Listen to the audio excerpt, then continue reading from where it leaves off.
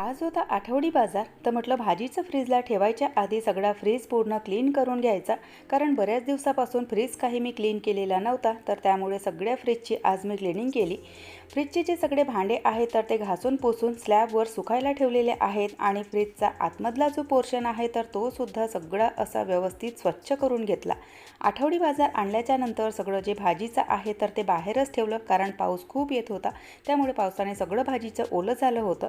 काही भाजीचं निवडून बाहेरच पंख्याखाली सुकायला ठेवलेला आहे. आणि फ्रीजचा जो पसारा आहे तर तो सगळा असा गॅसओट्यावर पडला होता. पण म्हटलं पसारा नंतर आवरूयात, आधी पेटपूजा बघायला हवी. कारण वेळ बऱ्यापैकी झालेली होती, आठवडी बाजारही होता, फ्रीजचं क्लिनिंगही झालं सायंकाळच्या वेळेला. त्यामुळे मग वेळ बऱ्यापैकी झालेली होती, तर आधी स्वयंपाक करायला घेतला. स्वयंपाकाचा मेनू अगदी हलकासाच ठेवला, डाळ वांगा भात आणि पोळ्या. तर स्वयंपाक झाला त्यानंतर सगळं जे फ्रीज आहे माझं तर ते सगळं असं आवरून घेतलं.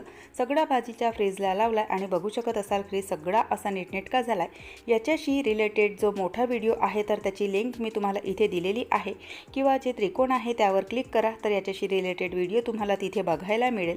सगळा फ्रीज जमावून घेतला आणि त्यानंतर गॅस ओठ्यावर सुद्धा थोडाफार पसारा होता तर तो सुद्धा आवरून घेते. कारण रात्रीच्या वेळेला गॅस ओठा छान असा नीटनेटका आणि एकदम असा स्वच्छ असायला हवा.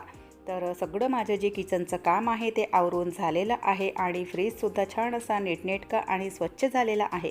व्हिडिओ इथेच संपवते. आवडल्यास लाईक शेअर सबस्क्राईब नक्की करा. पुन्हा भेटू.